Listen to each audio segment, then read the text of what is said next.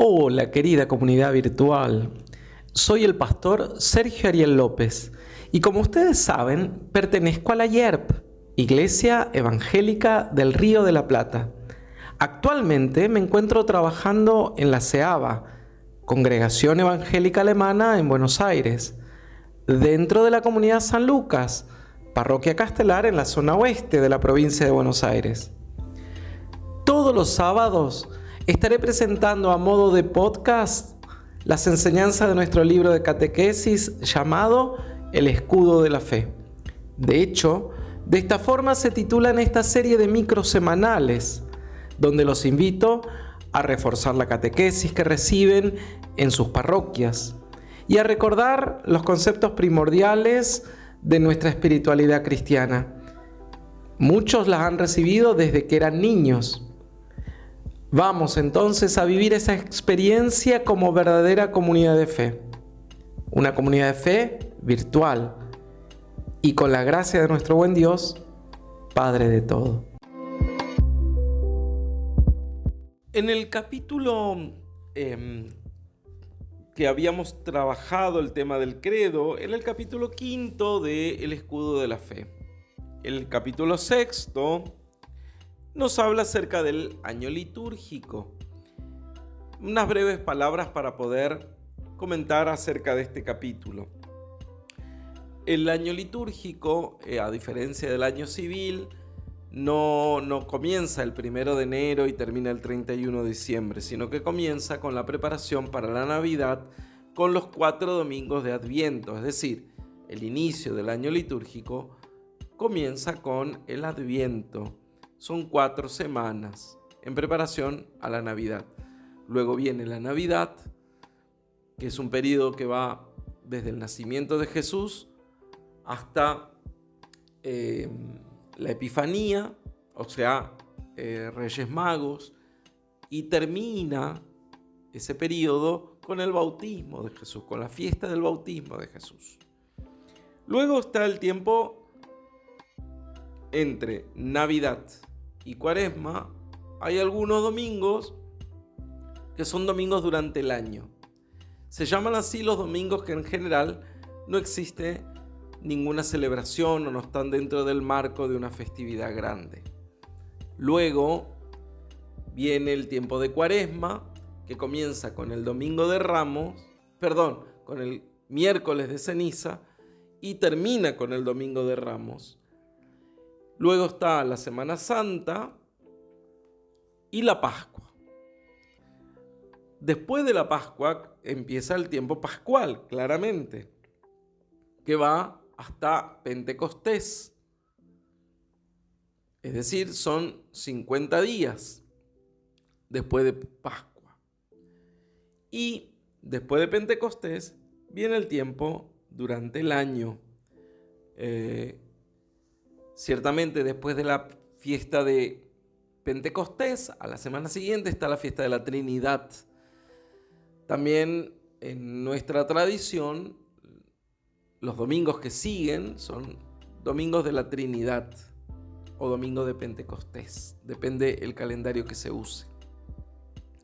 Ciertamente, este calendario es lo que rige durante todo el año litúrgico. Y va como visualizado de alguna manera a través de colores. El Adviento y la Cuaresma, los colores que se usan son los colores violeta o morado, indicando un tiempo de reflexión, de cambio, de conversión, de preparación. Es un tiempo así de espera.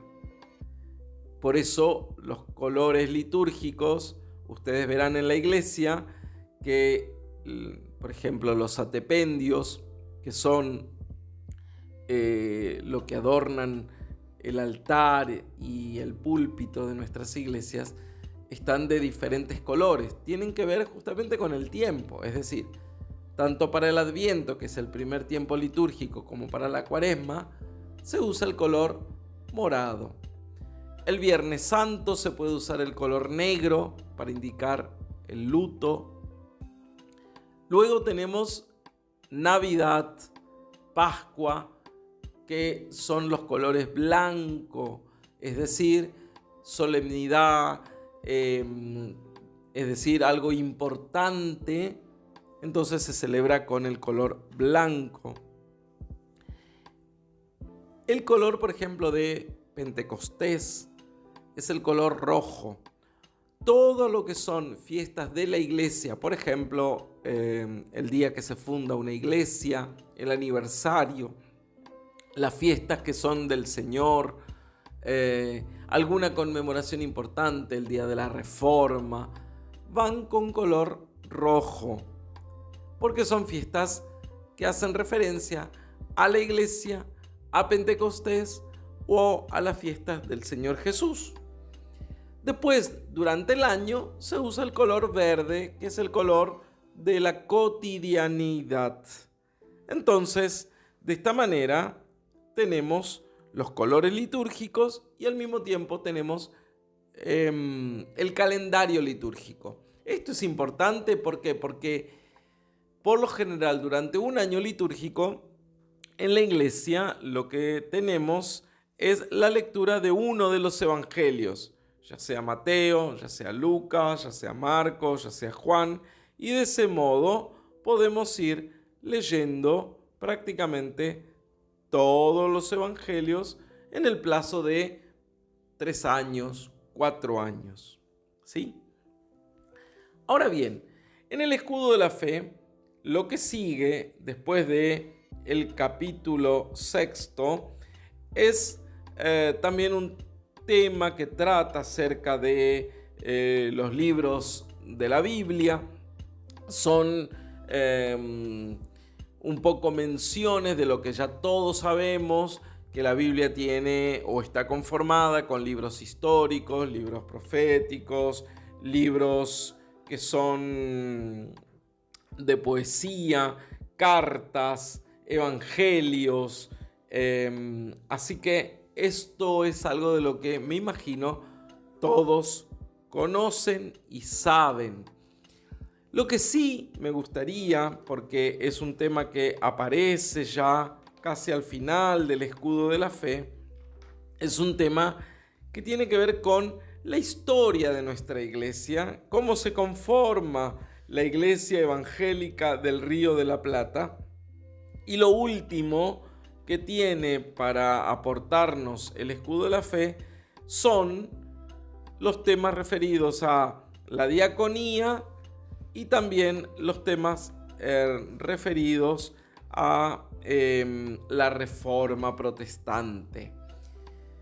Pues bien, me gustaría entonces poder aportar a este crecimiento espiritual y a esta catequesis de adultos un tema referido a nuestra iglesia y la composición de nuestra iglesia evangélica del Río de la Plata. El escudo de la fe lo que nos regala respecto de nuestra historia es una semblanza muy breve, pero es una invitación también a valorar y redescubrir la importancia que tiene nuestra historia. Por eso en el capítulo 9 del escudo de la fe hace una semblanza, como dije, de cómo surge la iglesia evangélica en este tiempo y en este lugar geográfico de Latinoamérica. Así comienza diciendo que los cristianos no permanecen aislados, sino que buscan siempre fraternizar. De esta manera es que las congregaciones quieren vivir la fe y por eso es que se juntan, porque no pueden vivir aisladas, y así es como buscan unirse en comunión unas con otras.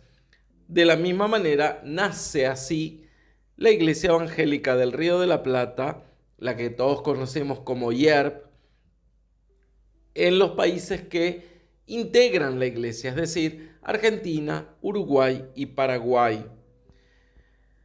En Buenos Aires data ya de hace más de un siglo De hecho, este mes, la Congregación de Buenos Aires, que es una de las fundadoras de la YERP, la Congregación Evangélica Alemana en Buenos Aires, cumple 180 años de existencia, de vida.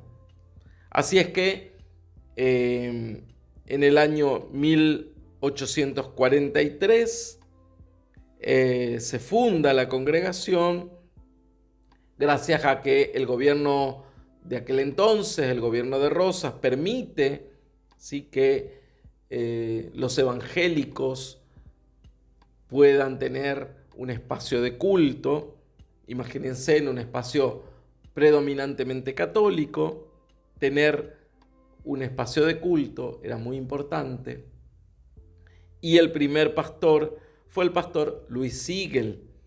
Vino expresamente de Alemania para atender a la comunidad de habla alemana en estas tierras. Así que después, obviamente, van a ser otros los lugares donde van a surgir también congregaciones. Por ejemplo, nació en Montevideo, en Uruguay, la segunda congregación evangélica alemana en 1846. Fíjense que 1843 en Buenos Aires, 1846, hace, digamos, muy poco tiempo después de Buenos Aires, en Uruguay, ya entonces también surge una congregación con colonos provenientes de Suiza, que llegaron entonces también a la provincia, tanto de Uruguay como de Argentina, y también fundan en distintos lugares, en Santa Fe, por ejemplo, y en Esperanza.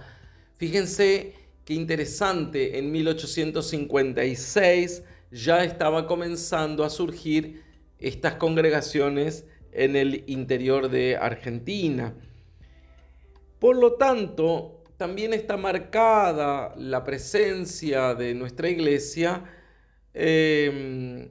por los avatares históricos, la inmigración, las dos guerras mundiales, la primera y la segunda.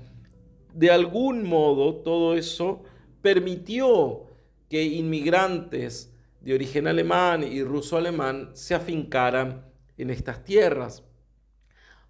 Así fue como surgieron después en Santa Fe, en Entre Ríos, y otros lugares donde empezaron a existir congregaciones y que tenían una vida profundamente arraigada en la fe protestante. Esto va dando inicio a pequeñas congregaciones que después entendieron que solas y aisladas no podían ni sobrevivir ni tampoco querían hacerlo individualmente. Así es como finalmente todas estas iglesias y congregaciones que se identificaban como pertenecientes a un mismo grupo o nacidas de una misma raíz, en el año 1899 formaron, fíjense, desde el 43 al 99, desde el año 1800, recién forman el Sínodo Evangélico Alemán en el Río de la Plata. Así es que podían conformarse como un sínodo, tener pastores, ser atendidos. Claramente las guerras mundiales, como les dije, obligó de algún modo también a independizarse y a no sentir que, independizarse obviamente de la iglesia alemana, y a no sentir que nuestra iglesia evangélica del Río de la Plata o la iglesia del Sínodo Alemán en esa época podía seguir vinculada, sobre todo por estos hechos históricos. Imagínense también la dificultad acerca de seguir en comunión con Alemania, no era tan sencillo. Por eso creo que esto de algún modo forzó la independencia también. Por lo tanto, con mucho sacrificio, con mucha fuerza, con mucho trabajo, con mucha espiritualidad, fueron surgiendo nuevas comunidades, nuevas iglesias y nuevas congregaciones, y de esa manera la vida de la iglesia siempre estuvo como viva, ¿sí? Con mucha vitalidad. Al principio, claramente, las distancias eran un problema y, por otro lado, era un problema también la atención pastoral. Por eso es que existe en un tiempo el pastorado itinerante, pastores que recorrían largas distancias, visitando, animando, consolando a nuestras comunidades. Y la vida de la iglesia pasaba por el compromiso de los laicos y las laicas que llevaban adelante la tarea de la iglesia, inclusive la diaconía. La iglesia creció y la iglesia necesitó tener también, de algún modo, una estructura. Es así que no solamente el sínodo ya era la estructura de decisión, de unidad, sino que también surgieron los distritos. La iglesia se conformó con 7 distritos que de alguna manera ayudan, ¿sí?, a que esto que es el sínodo evangélico pudiera ser posible de llevar adelante la administración, que pudiera ser democrática, que de alguna manera los representantes de las congregaciones tuvieran una voz y al mismo tiempo una representación en las decisiones. Así es que todo eso llevó a que la iglesia se fuera conformando de alguna manera en lo que hoy vamos conociendo. Por este sábado me parece que es importante esta semblanza, así en grandes rasgos, tanto de las cuestiones que hacen al año litúrgico como de la vida de la iglesia.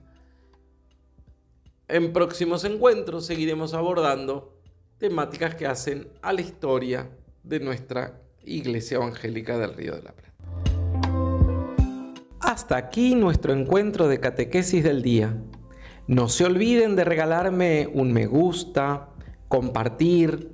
Así me ayudás a llegar a más personas y activás la campanita para recibir la notificación cada vez que subimos un video. Con ustedes nos vemos en la semana con el Pastorcito y su mate. Y el sábado que viene volveremos con nuestras clases interactivas de catequesis, llamadas El Escudo de la Fe. A vos que estás escuchando, que tengas un feliz y bendecido domingo.